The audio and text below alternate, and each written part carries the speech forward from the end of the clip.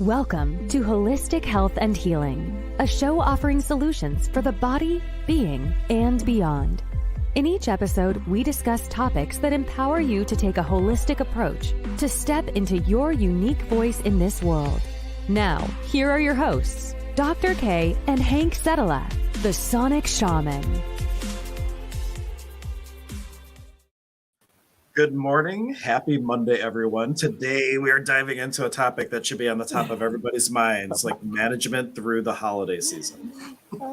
Energy management through the holidays. Yeah, because I said this in the video description, like we are so busy being ourselves, right? But then we go home for the holidays. And even if you're around your family all the time, there's like this morphic field around the holidays that we tend to like slip back into like the old ruts of how our family expects us to show up. And sometimes we kind of lose ourselves over, we backpedal with our progress of what we were doing to heal ourselves and become more than what we are. Yeah, and this goes all around because here we are again, guys. It's Thanksgiving and Christmas is going to be right around the corner. I feel like each year it comes faster and faster. But as we approach it's like as we approach the holiday season, it doesn't always bring out the best in people. That's in our family. Sometimes it's more difficult, but you're going to see it at the stores. You're going to see it at people are more on edge. So there's going to be a lot of wonky energy that's going to be starting to come around. People's stuff is going to start coming around, shopping. Where are you going to give away your energy in the wrong direction? And that's kind of what we want to talk about today. Right. And then also with that too, like just how to respond to people so that you can still be you and not like lose yourself with how you're showing up to them. Because a lot of times we like start to wear the mask or the role that people are expecting us to show up with of how they're willing to receive us. And it just happens a lot during the holidays. And we have Amber saying, good morning. Good morning, Amber. Thank you so much for tuning in. I see other people tuning in. And you're always welcome to make any comments or questions or anything. We're happy to dive down any rabbit hole of possibility. But where should we start? Like really going into the season, what's the best prep work even before the holidays get here to kind of give yourself a reservoir of peace and calm to kind of go into it without getting too scathed? Yeah, I'll try to give a couple tools too. But I think where I want to start is you're going to start seeing people around you. We'll talk about family, but people around you are already getting a little on edge. Mr. Snarly at the store that reaches and tries to grab something. My mentor gave this really nice analogy, one of my old mentors. Like you're at the grocery store and somebody reaches over and tries to grab a can that's right in front of you and kind of cuts you off, or you accidentally bump somebody and they get really pissed off at you and they just, throw you that bad look. And then then you get mad at them and then you carry that energy around. Well, these things compile and they're energy drainers. They're total energy drainers. So somebody cuts you off while you're driving. And so you start your day with these things. Like and by the time 6 o'clock comes, you're tired at the end of the day because you've given away your energy to all these people, places, situations, and things. And holidays get chaotic. And so there's a lot of energy drain. You're giving your precious energy to somebody else. So you have to start looking at, can you make the choice? Now, can you? I don't even ask. You can make that choice to say, okay, take a breath. Do I choose to give my precious energy to this person that cut me off, that pissed me off? And am I going to carry this energy throughout the day? And by 6 p.m., you're tired because there's been multiple events at work, at the store, Christmas shopping, that you've carried all these little angry pieces through the day that by the time you come home, you're tired. And then it's family gatherings, and that's just extras. So, yeah. Right. And then with the family, the heat really gets turned up, depending on, and not every family situation's like that, but a lot of times we are most vulnerable around our family. They know us the best, and they are the best people to like where our buttons are, to push those buttons and like stir up the hoochah to see like, what else might spin out of control. I'm in this new training for a different tradition right now. And he gave this really great example of like how the human body and being operates. Like if you think of like a computer and you only have so much RAM, there's only so many programs that you can run. And when you're taking on other people's anger, when you're taking on other people's frustrations and things, it's like all these computer programs are running in the background, taking up all your RAM that could be used for you choosing, greater possibilities and, different things that could be showing up. But just like, you only have so much bandwidth. And it's so important that when those things happen, like the tool from Access is like, who does this belong to? Send it back to sender, and not to let those programs continuously run. And even better, when you're in the situation, like you were starting to talk about, like, don't even get energetically engaged in the first place, so you're not taking it on, and then you have to deal with it. So prevention is like the best medicine in this case. If you can do something just to not even take it in, but then once it does go in, like, what can you do to kind of send it back to sender or mitigate it so it's not taking up all your resources? Well, the key is not to take it on. Scott was telling me a story about, he was at Mark's the other day, and two women just got into it, and they were in North Olmsted, and they were actually fighting and on the floor and pulling their hair. No I way. mean, yeah. I mean, like, that is taking on because of something. It was this simple interaction. Somebody took something or bumped her cart or something, and then they got, somebody said something to somebody else, and then the engagement of the energy started, and before you know it, this is how somebody has taken on another energy, and you're drained and you're on the floor. And so it's kind of like, this is an example of when and if something does happen when you're out there and somebody bumps you, says something to you, snarls at you. What you want to do is just put your tongue to the roof of the mouth, take 2 deep breaths, and just say, do I choose to take this energy on and continue with it? That's what you really want to do. Because what's going to happen is you're going to take that energy and you're going to keep carrying that through to your day. And then, you get to work, and then somebody else, your boss snaps at you. Then you take that energy on and you get mad or resentful. And then you go to lunch somewhere, and you're waiting in line, and the person in front of you gets mad or is taking too long, and you take that energy on and get mad. And then, like I said, it culminates.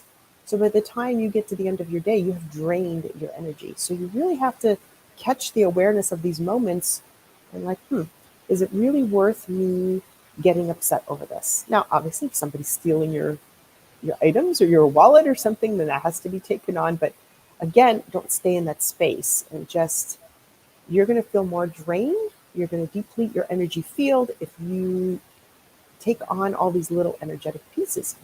And with family, it's going to be the same situation. I say, put your tongue to the roof of the mouth. I cross my hands. It's kind of a way, you just kind of do this thing, when you're sitting at the table. Nobody knows what the heck you're doing. But it's a little tool, if you kind of see what I'm doing here. You just kind of sit there with your hands crossed and tongue to the roof of the mouth. Kind of smile and just breathe in and out. And it's going to keep you more centered. And don't, in your mind, just avoid taking on other people's stuff. Everybody's got their programs.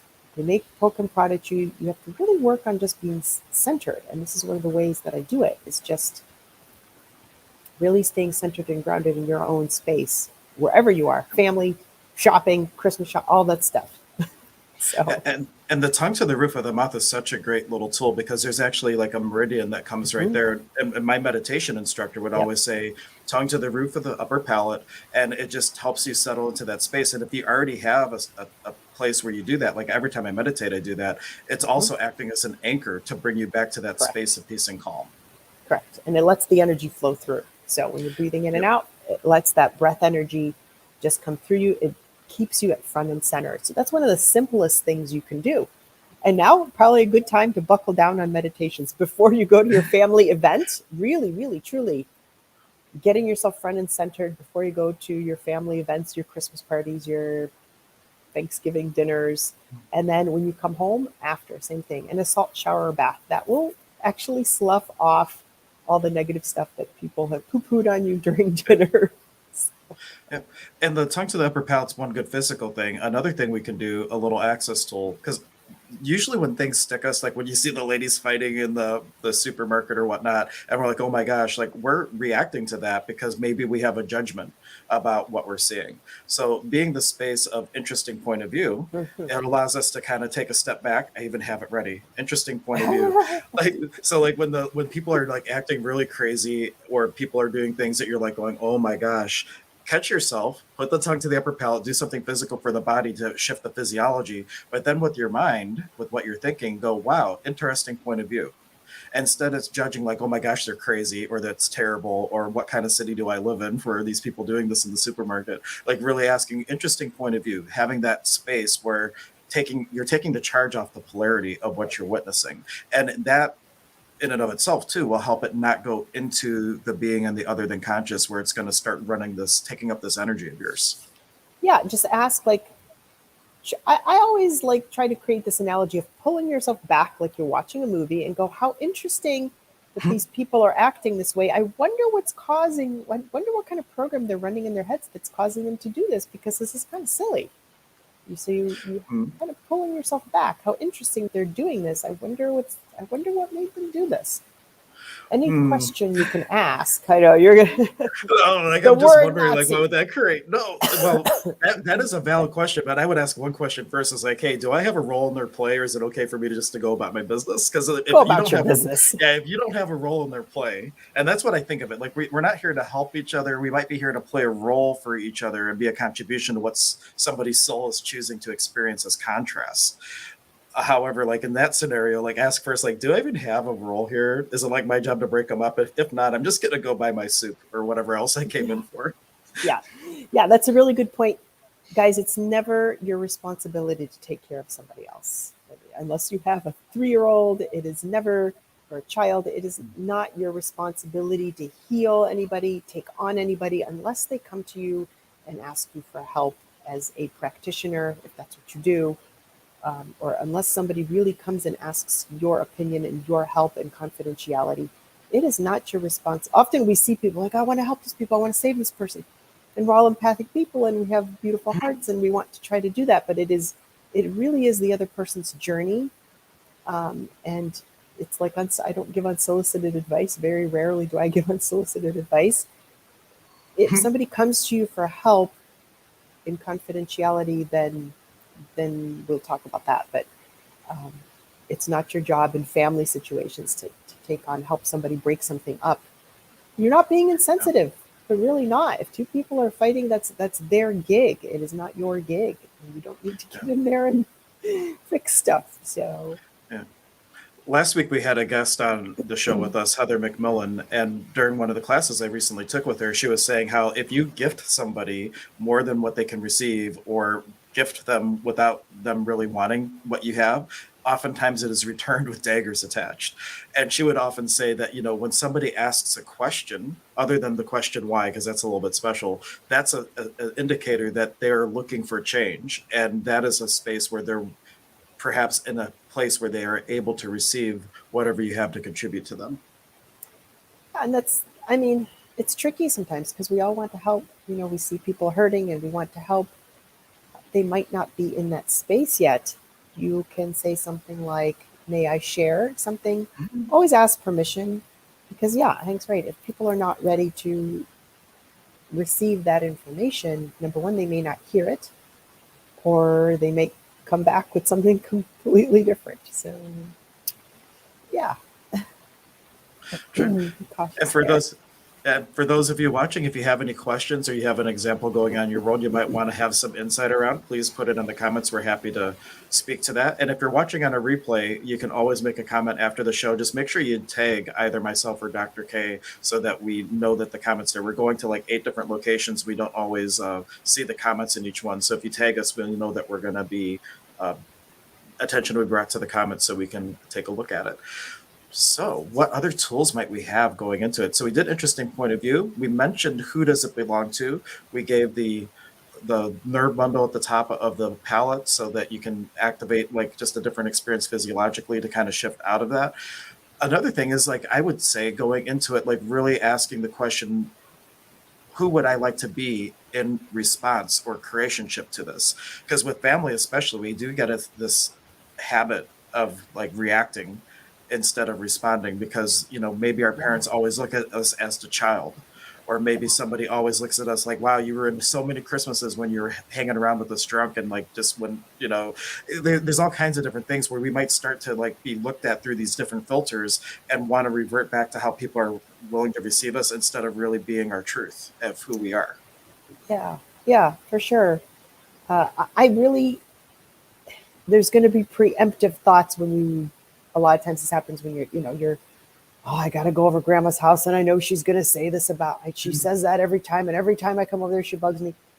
So I really would suggest doing some grounding work before you go, because you're already pulling up that energy. Clean that out, go in with, a calmer state, a grounded state, so that when that does happen, you've cleaned out some of that energy and you'll be able to handle it better. Yeah. So that's what I would recommend. And some cord cutting. I do cord cutting. So it's kind of like, I just, samurai sword, 1, 2, 3, just 5. Yeah.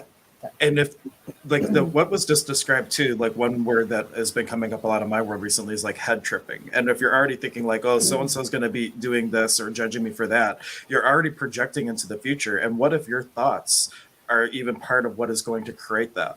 And as soon as you catch yourself doing that, do the grounding, do the cord cutting, because like part of you is fragmenting into the past about all these times that it's happened before. And part of you is fragmenting to the future of the expectation, like, oh my God, it's going to happen again. And I hate that. And instead, maybe asking a question like this, what else is possible? Or to give a clearing from access, like what energy could I be to be the invitation for a different possibility around this situation? And let that energy come up, and then maybe you're going to put to the universe that, hey, I'm really ready for a different experience. We don't have to beat the dead horse anymore, and we can experience something new around this. Yeah, set a different intention ahead before your event, so that you can create a different possibility this time. Maybe this time it'll be different. Excuse me, tickles in my throat today. And we do have a question from Amber. Amber was saying, well, what about something like road rage? And we kind of alluded to this at the beginning, but didn't have a real clear example. But just reading it for the recording, though, because we put this on a podcast. So the whole comment is, what about something like road rage? You can't change a person's outlook, but there are problems of safety involved. There are. And if you see somebody, doing that, then call the police. Excuse me, but excuse me. Yeah. My throat is like stuck this morning. What are you looking to express that you're resisting? Or sometimes a cough is just a cough. Like Sigmund Freud says, a cigar is just a cigar. But one thing with that is like in shamanism, we say like, you don't necessarily want to like impose a healing on somebody, but if somebody is spewing out of their energy field and they're like littering the ground around you energetically, you can absolutely do energy work or do something to clean up the environment. Like I know you're in the program, Amber, that we're doing for the Pakokuna tradition of shamanism.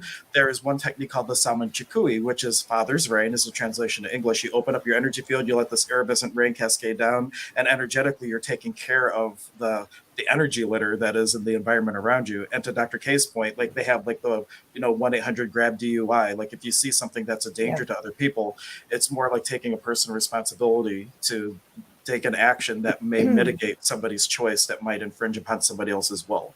So there's a little bit difference between that and like if you catch the guy at the gas station, be like, yo, man, you were really raging out there, and like giving him a point of view about it is like a different type of thing versus like doing something from a safety standpoint. Right. Yeah. And don't take on their stuff. If somebody just flips you off, then let them be. If they're causing a problem, then you may have to clean up your energy cord cut, like 1, 2, 3. And then if they're really like, very seldom have I seen something where it's like, oh God, I got to call the police because this person's creating this could really hurt somebody. But a lot of times it's just somebody that cut somebody off and it's flipping them off. And now, it's their stuff. Cut your cords to that so you don't take that on. If there's some tools Hank has, use those. These are just simple things you can do in the car. Take some breaths, and like I choose not to take that stuff on. It has gotten a little bit more interesting. So now like, what if it's like being a passenger while you have like a driver raging? So that makes a very interesting dynamic. Okay. You know, Yeah. yeah. So like in that case, you might, and this is just purely conjecture because like, or this is all hypothetical, of course, but if someone's having a moment like that, you trying to impose, would that make it worse? You really have to go to question and ask like, what energy could I be to create a different possibility here? What Yes. choice could I make? Because maybe saying something will create more, maybe saying something will create like a more intense situation, and really having to go to your knowing to know like, well, in this situation, like what could I really do here or be here that will create more ease for not just me in this vehicle with this crazy person, or as well as everybody around that could be potentially in jeopardy. Yeah. What I would do is cut my cords. I would still like if you're with a person, I kind of just do this thing where I just kind of wipe, pretend I'm wiping my shirt. You can still cut cords. Put your tongue to the mouth. Emanate, just if you can't close your eyes, or if you can emanate white light around you, because what happens when two people are in a car like that and you're like, slow the hell down, slow the f down, and that's creating, you're dropping into their energy field. The best thing you can do is not drop into their energy field. Drop into your own light, bright energy field. That your field will expand and it will get into theirs, and you have to focus on your light at that point in time. Right. It And will that's end really, up, it could calm them down if you end up doing that versus yeah. engaging in their energy. And I was going to say the same thing, like really what energy could I be to shift out of the situation? The other things we can do is like we have teammates, spirit guides, Yeah. beings of light. Like Call what them in. being of light could you engage with that might be able to create a different possibility? There's also an access to the idea of manipulation. Manipulation is a skillful handling of an energy. And you might be able to go like something like, wow, I didn't realize we're so late. Like if they're going really fast, like what time do we need to be there again? And you're not telling them to stop, but now you're bringing their awareness to another thing. Like maybe you have an hour to get there, and just that shift of awareness to wherever they're at, head tripping and driving fast. Now it's like, wow, we do have time. Or like, was it really important to get there this fast? Wow, I didn't realize this is such a big thing. And like you're making it less significant, and that's a possibility too. But still, ask the question first, like what would create more in my response to this situation. Yeah, and sure. Yes, I drop into freak out mode. Yeah. Let's shift the energy around that, because when you freak out, what it's kind of like a radio station. What signals are you sending out? Right. And if you're Yeah. like matching the intensity of that situation, now there's like a resonance. What if that creates more? So like what invitation, what counter frequency could I be to Yes. dissipate the field that is being created? If you want to look at it from a harmonic perspective, just like there's a certain frequency that could collapse a bridge, like there's frequencies that can do all kinds of things. And then when we say what energy could I be, we're really saying what vibration, what frequency it would be a greatest contribution to change something, to dissipate something. Someone just shared with me, they had a client that said, sometimes we always think about alkalinizing the body, but what about alkalinizing a situation? If there's like an acidic situation, like what frequency, what tools do you have to alkalize that? And maybe that's a tool from shamanism, like Father's Rain. Maybe it's a huchimikwi, which is another thing. Maybe it's Reiki, if you know Reiki or some symbols.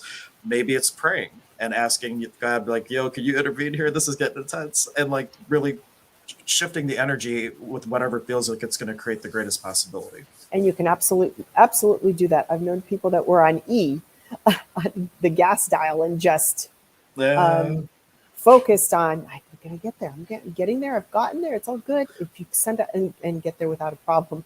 I'm really bad about this. There's people that drive with me that they see like how much gas is. I'm like, dude, when are you gonna get gas? And I'm like, I don't know why I do it. Maybe it's because it's exciting. Like, am I gonna make it again?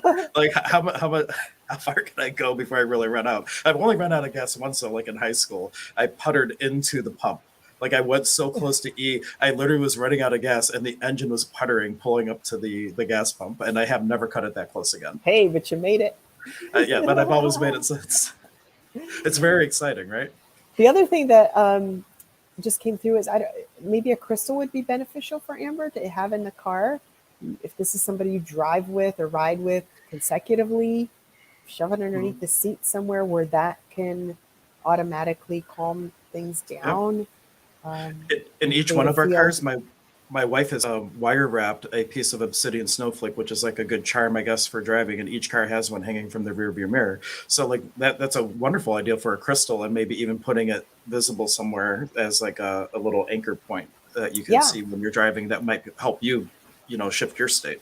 Or if it's a person that's not open to it, then shove it under. If you drive with this person often, it's a family member, put it under the seat somewhere where they can't see it. It's just going to create a field. Just create a field for that person to be calmer. Oh yeah, like And selenite would be great to go under the seat or something, or citrine. There's other ones that are, I'm sure, good too. Maybe a little bag filled with different stones. You could have a combination thing going on. yep, I have a soothing spray that I spray. It's kind of just you breathe it in and it creates an energy all on its own. So I sometimes I spray my car with that kind of stuff when people have been riding in it just to clean out their energy. So clean out the energy of the car, send some loving protection around the car. I use a chronic psychic self-defense thing. You can actually put a field around a car, and I can. That's and think of it. That's something I can do. Send a protective shield around a house, a car, whatever it is, to keep people safe. But those are three things I would do. Cut your cords while that's happening. Close your eyes, breathe, put your tongue to the roof of the mouth, send out good intentions, get a crystal of some sort. Maybe you need a bigger one and put it somewhere in the car. And I can also create a shield if that's something that you're interested in. Yep. And oftentimes, if they're like most of the people in my life, we tend to draw other people who are empathic in nature. Sometimes narcissists too, but narcissists, they really are aware. They just have totally cut off their awareness. And what if the people are responding to stuff that's not theirs? Just like the tool we talked about earlier, who does this belong to? And if it's not their stuff, running an energy process to clear out the litter is totally fair game. And you could do something like that, hopefully, to mitigate it as well. And Amber did say thank you. You're very welcome. Thank you for asking a question. See, when you ask a question, like what's possible, going down rabbit holes of possibility. Any final thoughts or anything today on going into the holidays and really being able to be you? Oh, actually, my favorite mantra. I'll start, and then you can give your final thought. I love this mantra. It's speak your truth, but soothe your words with peace. Because it's so important. Like, how many times do we hold back? But what if you could speak your truth, but put it in a way that has the space to be received by no matter who you tell it to? And I just love that little mantra. It's from Neil Donald Walsh. I heard it in a workshop that I took years ago, and it's just one of my things that I always want to make sure I speak my truth, but I can do it in a way that isn't necessarily going to be so impacting to the people around me. Yeah, that would probably be along the same lines. Number one, stop, take 2 breaths, pause. If there's a situation, am I going to choose to take on this energy, and how long do I want to carry it? Hopefully you choose not to take it on at all. So just stop, pause, breathe, and choose not to take on that energy. Just evaluate the situation. It takes 5 seconds to do. And then rinse and repeat. Yeah, you might have to do it a couple times. Cut cords. Get yourself a little more grounded during this time of year, because everybody's energy is up. And you're going to be picking up on other people's stuff. If you're empathic, know that it's likely not yours, and make yourself as grounded, and do the meditations before you hit events. Double down on that kind of stuff right now, because it can be a joyous time of season for a lot of people. It can be a not so nice time of season for a lot of people. A lot of people struggle. They don't have families. So there's a lot going on here. And the more you can do, and take a breath before you speak. Yeah. Yes. Pause before you speak. That is so huge, because out of everything we've talked about, everything here is really about being in the space of choice and response instead of reaction. Yes. And if you can get through all of this without having a true reaction, where you actually choose an action or a response instead of just like flying off the handle, and you've already done 10 things in response to it. Now you're looking at going, oh my gosh, what did I do? None of that's me, because we just didn't take a moment to really ask the question, what would create more? Yeah, absolutely. So I think simply just take 2 breaths with the tongue through the mouth, and pause before you speak. Really. A breath goes a long way. It sure does. It will bring you back to front and center, before you make that quick reaction to something that may lead to something like a Mark situation with 2 women that are pulling each other's hair out. So. Yeah. And also, just an update for our healing clinic. If you've been watching the shows, we're putting a pause on it through the holidays. We're going to kind of look at it, and we're going to recreate something even greater and roll that out in January. But for now, that feels like the energy, it's just time to shift. And that's like a good message for everybody too. Like, even if everything is great and working and everything, always ask the universe, like, what would create more? And we still have our links if you do want to reach out and work with either of us individually. We're both available to you. It's just a clinic for the time being. We're pausing that and we're asking the question, like, what energy could we be and co-creation together that could create even more and help even more people? And we're going to be rolling that out in January. It's very exciting. I already know it's going to be so great. But being the willingness to change, even as something's going, well and things, like really what will create more, and always looking to demand more and more from the universe and what will create a greater set of possibilities for you and all of humanity. Absolutely. Absolutely. Obviously, if something comes up and you need help, we're here. Please message us. Like, hey, okay, your clinic's done, but something came up and I thought maybe you'd still have, I'm sure both of us can figure something out if somebody is in dire need of some sort of situation. Absolutely. But until next time, thank you so much. Check out the website for all of our contributors, their content and their offerings. And we will see you next time. Have a great Thanksgiving. Bye-bye. Bye. Thank you for joining us today for the show. Holistic Health and Healing is part of the Emergence of Being Contributor Network. Visit us at emergenceofbeing.com for all of our contributors' content and to learn about our services and upcoming events. Please take a moment to subscribe to the channel. You can contribute to the show by supporting our efforts and sharing our content with those you care about and those who need it most.